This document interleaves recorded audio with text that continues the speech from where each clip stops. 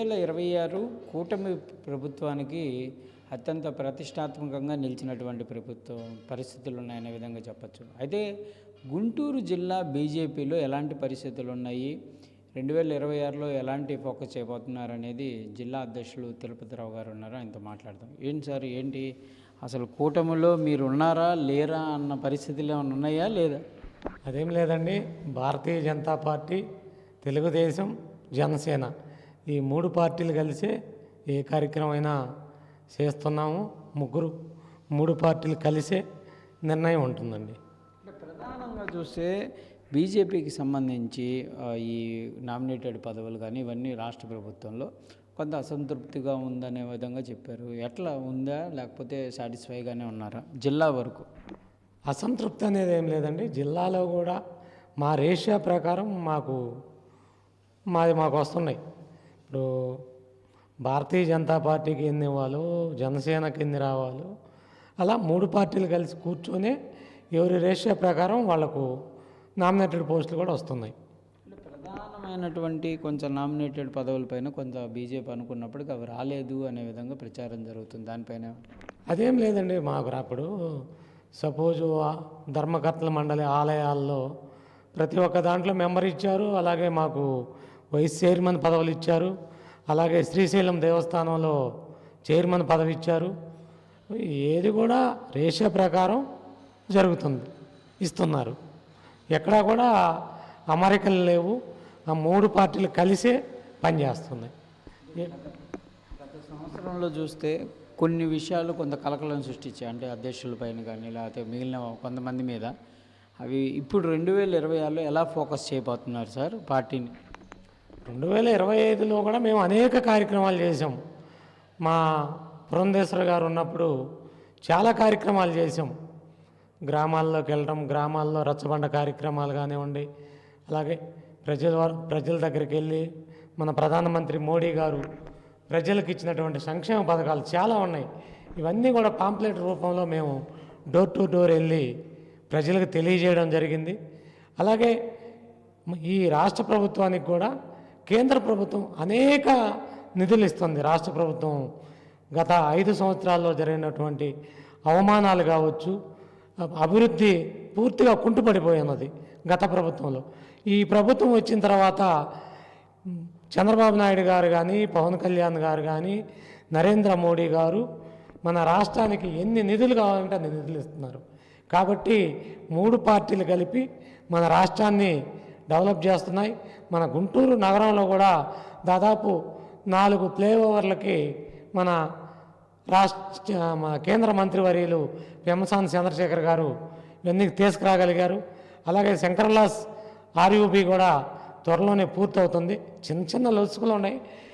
ఏదేదో కొంతమందికి ఆ పక్కన వాళ్ళకి చెప్పి మాయ మాటలు చెప్తూ ఇట్లా కొంతమంది ఈ ప్రజా సంఘాల పేరుతో వెళ్ళి వాళ్ళకు మాయ మాటలు చెప్పి కోర్టులో వేయించడం జరిగింది.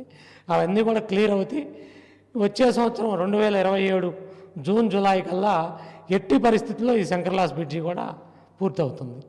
శంకర్లాస్ బ్రిడ్జి విషయానికి వస్తే ఒకవైపు వైసీపీ ఏమో మేమే తీసుకొచ్చాం, గతంలో మేము చెప్పినటువంటి ప్రపోజల్స్ ప్రజా కాంక్షగా ఉన్నాయంటున్నారు. కూటమి ప్రభుత్వంలో టీడీపీ వాళ్ళు కూడా కంపల్సరీగా మేము తీసుకున్నటువంటి ప్రపోజల్ మంచిది అంటున్నారు. అసలు నిధులు ఇచ్చేది బీజేపీ నుంచి వచ్చినటువంటి పరిస్థితుల్లో మీరు శంకర్ విలాస్ జరుగుతున్న ఈ ఇష్యూలు ఏం చెప్తారు? ఇప్పుడు వైసీపీ వాళ్ళు చెప్తున్నారండి, గత 5 సంవత్సరాలు వాళ్ళ ప్రభుత్వం ఉన్నది. ఏం చేస్తున్నారండి ప్రజాప్రతినిధులు? ఎమ్మెల్యేలు వాళ్ళే, ఎంపీలు వాళ్ళే, కార్పొరేటర్లు వాళ్ళే. ఏదన్నా ఒక్క బొచ్చి సిమెంట్ అన్నా వేసారా? ఎక్కడా జరగలేదుగా. ఒక ఇటుకన్నా పెట్టారా? ఎక్కడా జరగలేదు కదా అభివృద్ధి. ఏం చేశారు వైసీపీ వాళ్ళు? వైసీపీ వాళ్ళు చేశారంటే ప్రజలు నమ్మే పరిస్థితులు లేరు కదా. పెమ్మసాని చంద్రశేఖర్ గారు చొరవ తీసుకొని చేతుబంధు పథకం కింద 97 కోట్ల రూపాయలు ఈ శంకర్ విలాస్ బ్రిడ్జికి తేవడం జరిగింది. 97 కోట్లు. వైసీపీ వాళ్ళేమో పెమ్మసాని చంద్రశేఖర్ గుంటూరు పట్టిన శని అంటున్నారు. దానిపైన బీజేపీ వర్షన్ ఎట్లా ఉందని? ఏమండి, అభివృద్ధి చేసే వాళ్ళను ప్రతి ఒక్కళ్ళు కూడా వెనక్కి ఎలా లాగుదాము, తప్పుదాము ఎలా పట్టిద్దాము అనే ఇదిలోనే ఉంటారు. వైసీపీ వాళ్ళు ఏముందండి, మునిగిపోయిన పడవ అది. వాళ్ళని నమ్మే పరిస్థితిలో ప్రజలు లేరు. గత 5 సంవత్సరాలు ఏం చేశారు, అభివృద్ధి ఎంత కుంటుపడిందో, ఎలా చేశారనేది చిన్న పిల్లవాడిని అడిగినా చెప్తారు. ఇప్పుడు రాష్ట్ర ప్రభుత్వం కానివ్వండి, మన గుంటూరులో అభివృద్ధి అనేది బ్రహ్మాండంగా జరుగుతుంది. ఎక్కడ చూసినా ఈ సైడ్ కాలాలన్నీ కూడా బ్రహ్మాండంగా చేస్తున్నారు, రోడ్లు వేస్తున్నారు. ఆ అభివృద్ధి మీరు చూడండి, మీరే వెళ్ళి చూడండి. ఏ బజార్లో వెళ్ళినా కానీ కాలువలు కట్టడం కానీ, ఈ వర్షం వస్తే మోకాళ్ళలో నీళ్ళు వస్తాయి. వాటన్నిటికీ ఫుల్ స్టాప్ పెట్టాలనే కదా ఇవన్నీ చేస్తుంది అభివృద్ధి కార్యక్రమాలు. కనపడుతుంది కదండి, కళ్ళకి కనపడుతుందిగా. ఎక్కడ ఏ బజార్లో చూసినా కానీ అభివృద్ధి కార్యక్రమాలు జరుగుతున్నాయి. జరగలేదంటే ఎవరు నమ్ముతారండి? ప్రజలు నమ్మే పరిస్థితులు లేరు కదా వైసీపీ వాళ్ళ మాటలు. ప్రజలే వాళ్ళకి బుద్ధి చెప్పారు. రాబోయే రోజుల్లో కూడా వాళ్ళు ప్రభుత్వాన్ని సహకరిస్తే మంచిది, కానీ సహకరించకుండా ఉంటే మొన్న 11 సీట్లు వచ్చినాయి, ఈసారి ఆ సీట్లు కూడా రావేమో అని అనిపిస్తుంది. ప్రధానంగా చెప్పండి, గుంటూరు జిల్లా పరిధిలోనే ప్రస్తుతం అమరావతి రాజధాని రూపొందించుకుంటుంది. మీరు కూడా జిల్లా అధ్యక్షులుగా ఉన్నారు. అమరావతికి సంబంధించి రైతులు కొన్ని అంశాల్లో వ్యతిరేకిస్తున్న పరిస్థితులు ఉన్నాయి. బీజేపీ స్టాండ్ ఎలా ఉండబోతుంది? రైతులు అనేది అంటే రైతులందరూ కూడా ఐక్యంగానే ఉన్నారు. రాజధాని అభివృద్ధి కావాలి. అది ఏం జరిగిందంటే 2014లో రైతులు భూములు ఇచ్చారండి. 2019లో ప్రభుత్వం మారింది. ప్రభుత్వం మారిన తర్వాత రైతులకి ప్రభుత్వం మీద నమ్మకం కుదరట్లా. ఇప్పుడున్న ప్రభుత్వం పర్ఫెక్ట్గానే చేస్తుంది, రైతులకు మేలు చేస్తుంది. రాబోయే రోజుల్లో కూడా ఇదే ప్రభుత్వం ఉంటే పర్వాలేదు. ప్రభుత్వం అనేది మారితే మా పరిస్థితి ఏంటి అనేది వాళ్ళు కొద్దిగా ఆలోచన చేస్తున్నారు. అంతే తప్ప రైతులు ఫుల్ క్లారిటీగా ఉన్నారు ప్రభుత్వం మీద. అలాగే రైతులకి ఏది కావాలంటే అది కౌలు రైతులు కౌలు వేయటం కానీ, వాళ్ళకి ఏమన్నా ప్రాబ్లమ్స్ ఉంటే చంద్రబాబు నాయుడు గారే డైరెక్ట్గా మాట్లాడటం కానీ, అలాగే నారాయణ గారిని సిఆర్డీఏ అధికారులతో మాట్లాడటం కానీ అన్నీ సక్రమంగానే జరుగుతున్నాయి. అలాగే ఎటువంటి ఇబ్బందులు పడాల్సిన పని లేదు. రైతులకు అన్నీ కూడా కరెక్ట్గా జరుగుతాయి. ప్రభుత్వం ఏదైతే చెప్పిందో దాని ప్రకారమే రైతులకు కూడా న్యాయం జరుగుద్ది. ప్రధానంగా మీరు చెప్పినట్టు రైతులు ఏదైతే భయపడుతున్నారో, అంటే రైతులు అనేదే కాదు, అమరావతి అంశానికి సంబంధించి ఒక భయం, కంపల్సరీగా ప్రభుత్వం మారితే అమరావతి మారుతుందేమో రాజధానిగా అనేది. కేంద్ర ప్రభుత్వమే దానిపైన గెజిట్ తేవాల్సినటువంటి పరిస్థితులు ఉన్నాయి. మీరందరూ దానిపైన మాట్లాడుతున్నారా? ఎలాంటి పరిస్థితి ఉండబోతుంది? ఇప్పుడు స్వయంగా మా కేంద్ర హోంమంత్రి వర్యులే అమిత్ షా గారు పార్లమెంట్లో ప్రకటన చేశారండి. ఆంధ్రప్రదేశ్ రాజధాని అమరావతి, దాన్ని గెజిట్లోకి కూడా తెస్తామని చెప్పారు కదా, మొన్న పోయిన నెలలోనే చెప్పారు కదా. ఇంకేంటి ప్రాబ్లం? కేంద్ర ప్రభుత్వమే చెప్పింది కదా.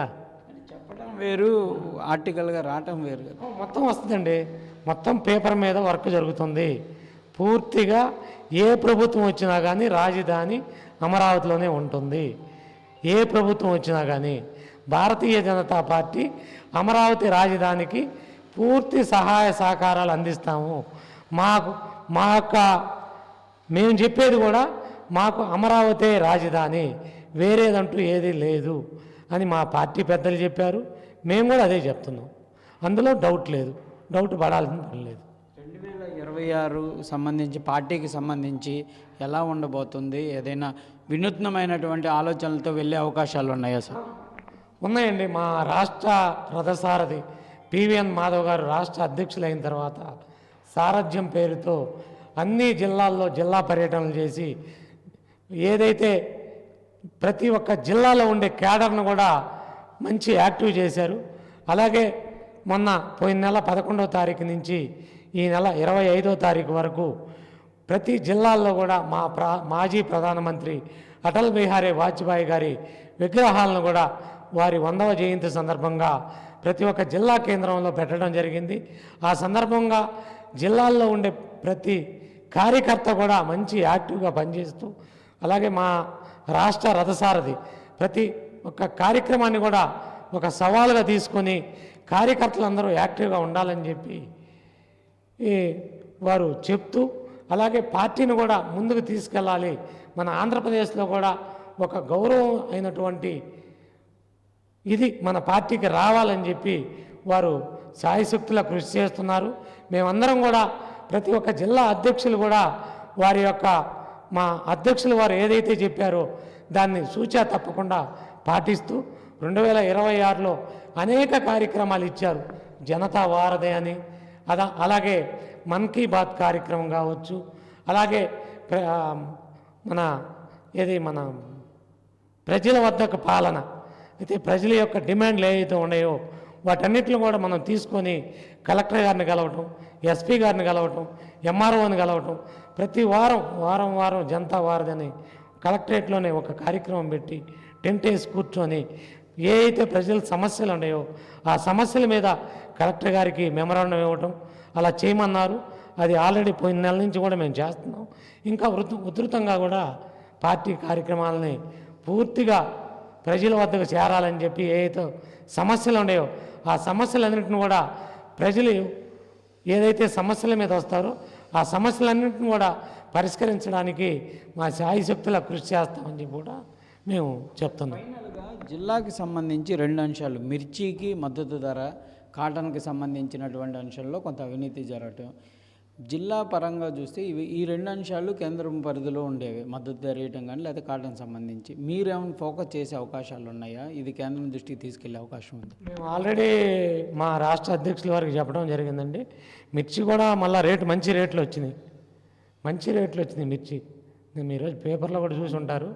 రైతులకి ఎవరైతే స్టాక్ పెట్టారో రైతులు వాళ్ళందరూ కూడా సంతోషంగా ఉన్నారు. మిర్చి రైతులు. లైక్ కాటన్ అంటే అది కొద్దిగా ఇబ్బందిగా ఉంది పరిస్థితి. అది ఆ డిపార్ట్మెంట్ యొక్క అధికారులతో మాట్లాడుతున్నారు మా పెద్దవాళ్ళు కూడా, దానికి కూడా సొల్యూషన్ దొరుకుతుంది.